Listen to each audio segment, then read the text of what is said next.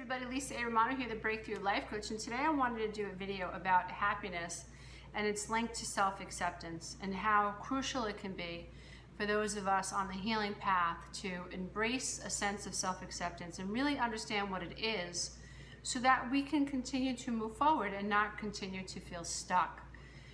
So self-acceptance isn't just about accepting the parts of ourselves that are pretty and acceptable and are morally acceptable and are acceptable by other people, right? Self-acceptance is about us learning to accept those aspects of ourselves that are flawed, that aren't so pretty, that can be ugly, that can be mean, that can be vindictive, that can be reactive.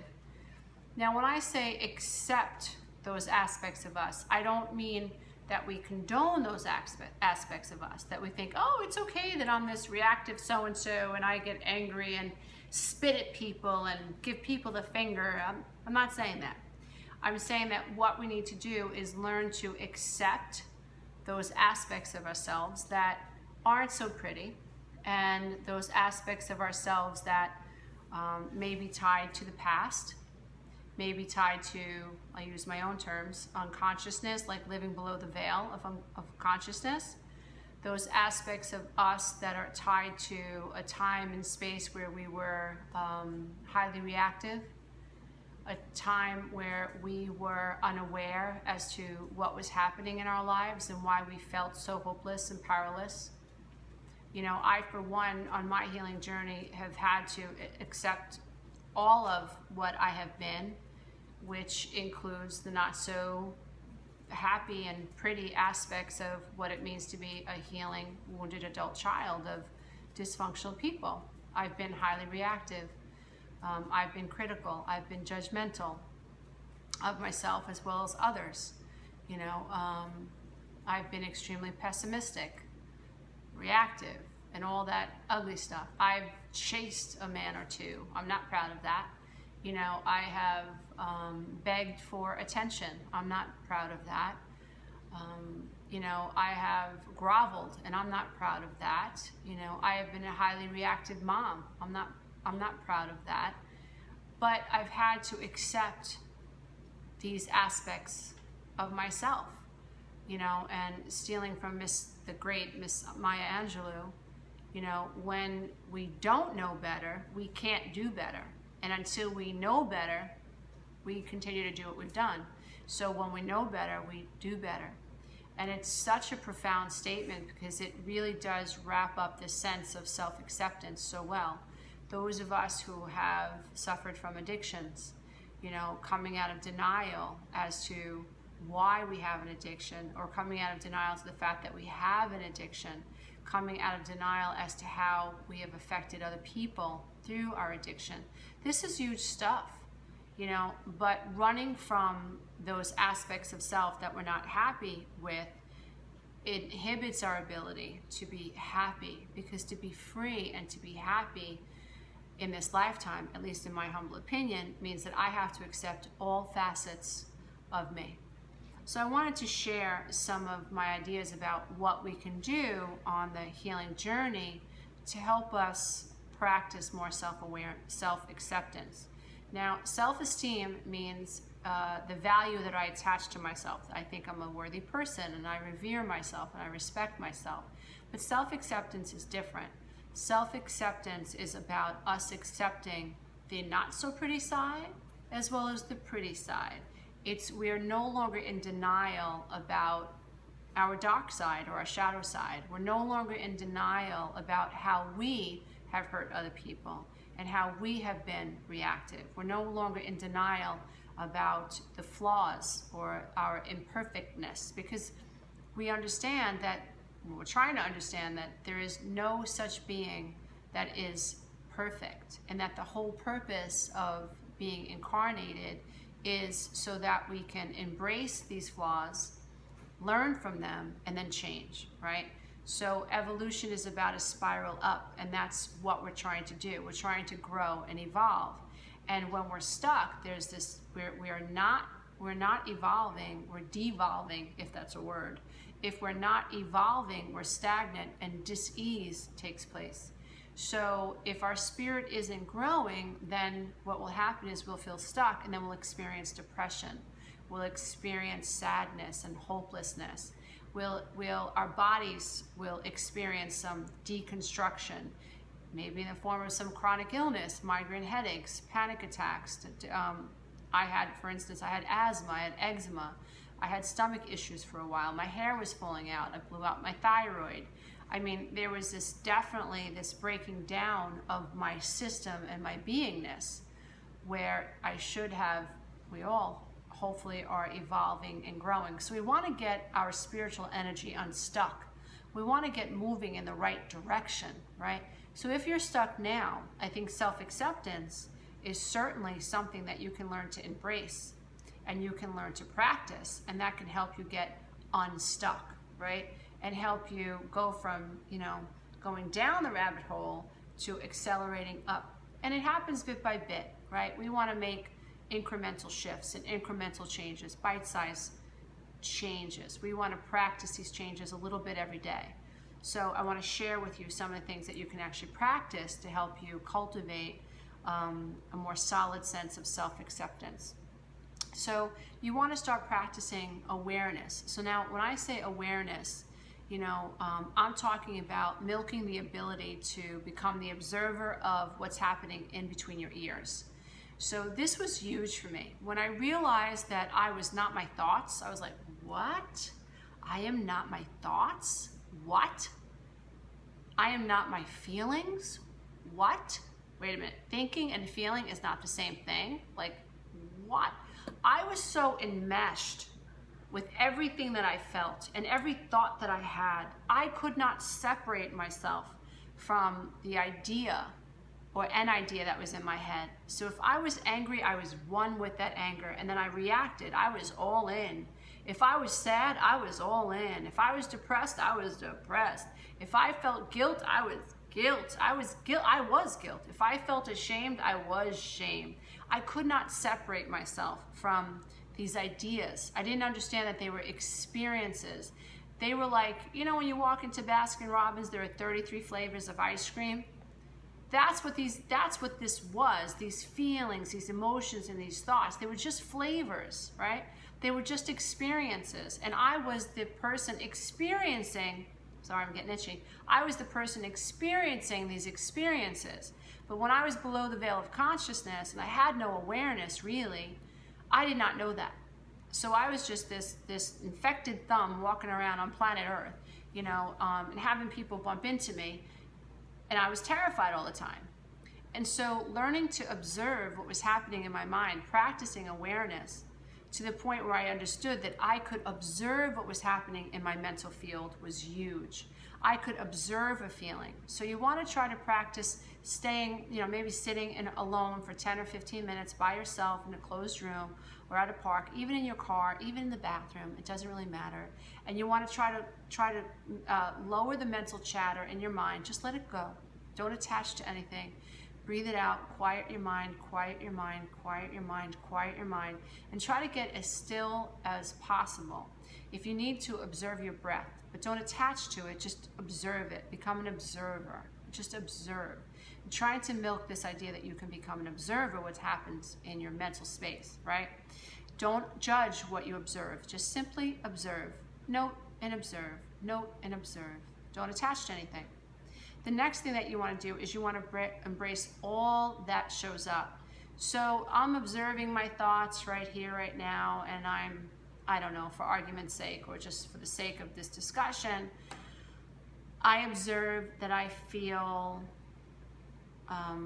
upset with myself, that I had a conversation with one of my children I should not have had. It was none of my damn business, okay?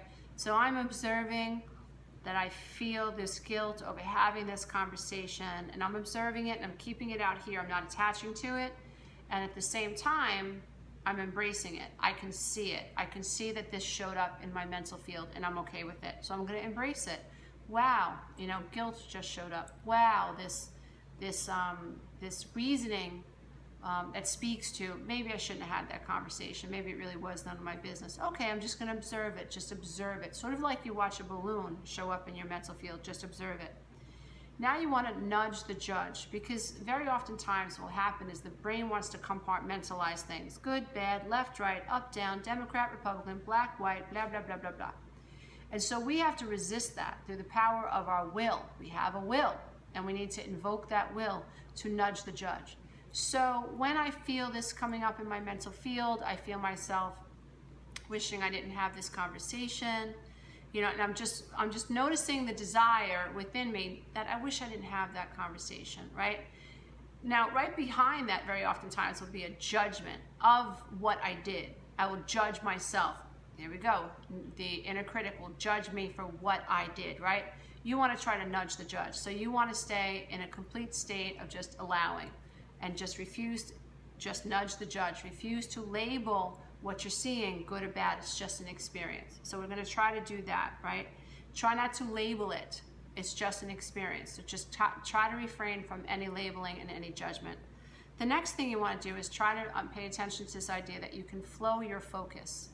So we have a stream of consciousness, right? We have a stream of consciousness that is coming through our mind. Thoughts do become things. We have atoms. This space that we live in is comprised of atoms, and thoughts organize atoms in the matrix, right? And so what we want to do is pay attention to this idea that a stream of consciousness will can inevitably become a reality.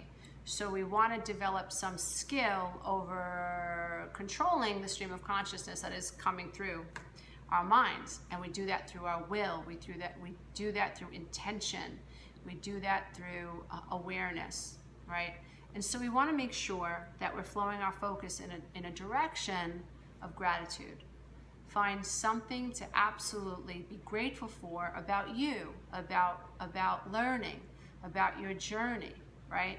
Even about acceptance, this idea that we can become so self-accepting of our flaws that are natural and are all part of our soul's evolution, right? I mean, how do we get better except through mastery? If there's nothing to master, you're never going to become a master. So having these flaws to master is actually you're on your way to becoming a master, right? And so learning to be grateful for the whole process and embracing the process can help you become happier and help you move towards a state of total self-acceptance. Just being grateful, you know, that you're alive, or that you're here, or that you're having this experience. So try to consider that idea. The other thing, we touched on this a little bit earlier, but accepting that flaws are a natural part of what it means to be an incarnated human being. Accepting that our flaws make us human, and that our ability to transcend them is like a spiritual gift, right? So accepting that having flaws is all part of the process, and it's nothing to be ashamed of. In fact, the more we embrace those aspects of ourselves that we used to run away from, the more content we'll feel, the more happy we'll feel, the more abundance we'll experience on planet Earth, by accepting that being flawed and making mistakes is part of the process. Accepting that from time to time we're going to hurt people's feelings. Maybe not intentionally, and maybe sometimes we actually did mean to hurt someone's feelings. We can say we're sorry. We can forgive ourselves for that, and we can try to do better. But running away from that aspect of us doesn't help us move towards a state of self-acceptance. Remember, self-acceptance is absolutely tied to our ability to be happy and create happiness. So the more you're able to accept your flaws, the more you're able to embrace the past, the more you're able to see yourself as an evolving, like a work in progress, the less shame you'll experience, the more lighthearted you will be. And the amazing thing is that the more accepting you are of your flaws, the more accepting you are of other people. That doesn't mean you tolerate abuse. That's not what I'm saying. It means that the more accepting you are of yourself and your flaws, and the more you move towards changing those behaviors in your life, right? You'll be able to set personal boundaries for yourself. I didn't like when I said this. I didn't like when I did that. You know, moving forward, I'm going to make sure I never do that again. That's integrity, right? And holding yourself to that line will also increase your level of self-esteem for yourself, and It helps you feel safe because you know that you can spare yourself guilt and shame by evolving and by learning from your mistakes. I think that's something to really, really think about. So you want to detach from emotions. You want to detach from reactivity. You want to detach from even your feelings to a certain degree, so that you can understand that these aspects of what makes us human are not you. They're experiences. They are indicators. Your emotions can tell you where you are in space and time. Your emotions can tell you how you feel about somebody that you're experiencing space and time with. Your emotions can tell you how you feel about a thought that you're having or about a decision you're thinking about making. So your feelings are indicators, but when I say detach, what I'm trying to say is that detach from this idea that your feelings are you. They're not you. It's like I'm wearing this red shirt. This red shirt is not me. I'm wearing this red shirt. Feelings are not you, right? They're an indicator. They're an experience, right? So try to think of your feelings as things, experiences, rather than closely identifying with your feeling and becoming one with your feeling. Because emotions don't run in rational channels, you know. And we need to learn to think about the way we feel and observe the way we feel, and then make decisions based on logic and make decisions that are logical and reasonable, and they are not out of reactivity in the subconscious mind. So I hope that helps you. So you are not your actions, you are not your past, you are not your mistakes. These have all been experiences that, you know, you can see as opportunities to transcend some aspect of the past and to move forward. So self-esteem, again, I just want to reiterate, is the value you place on yourself, and hopefully you see yourself as a worthy human being. But self-acceptance means I accept all of me. I am able to forgive the past. I'm able to forgive this idea that I'm flawed and I've made a mistake. And the last thing, I just want to reiterate that accepting a flaw is not the same as condoning a flaw. Knowing that you've yelled at your children and they didn't deserve to get screamed at, and seeing that and accepting that you did that and making amends for that, right? And grieving that experience, right? And accepting that you did that, you know, does not mean that you think you should have done it and it's okay to do it. It just means that you're able to see yourself and to see all aspects of you, and you're able to love yourself in spite of being human and being stressed and being reactive. And the goal is to evolve up. Means that we learn from our mistakes and we embrace the mistakes that we've made, and we move towards a state of self-acceptance. And hopefully, you know, what will happen is that you'll realize that your life is so much more abundant when you truly accept that flaws are part of our experience, that we're all flawed. And when you accept that it is absolutely not necessary to label yourself good or bad, fat, skinny, you know, tall, short. We don't have to label ourselves anymore. We can just love who we are and learn to move in that energy. And the last thing I'd like to say is it's really, really interesting. We run from our shadows, right? Or at least we try to, but we really can't. And no one knows how dark each of us can become except for us. Like, I know how dark I've gone, and I've had to learn to accept that and love that, envelop that, and understand childhood programming and trauma and reactivity, and forgive my younger self for some of the behaviors that she participated in. And even to today, when I screw up, when I'm reactive, I have to learn to see it for what it is. I have to learn to love myself in spite of it. I have to learn to say I'm sorry, or I have to say I'm sorry. I have to make amends, and I have to try to move forward and never let it happen again, and live in integrity. If I screw up, the process has to happen all over again. You know, interesting when we learn to do this for ourselves. And this is definitely something that my ex-husband taught me. I don't think he realized it, but it was a very valuable lesson that I wish to share with all of you. You know, I used to share with him my deepest wounds. And this is what people do. They share their wounds with one another so that they can build bridges and bonds with people.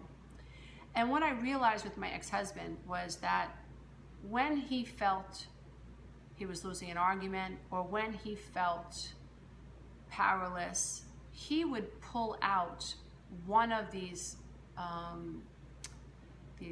flaws that I shared with him about myself, or something I had done in the past that I wasn't proud of, and he would use it against me as a weapon.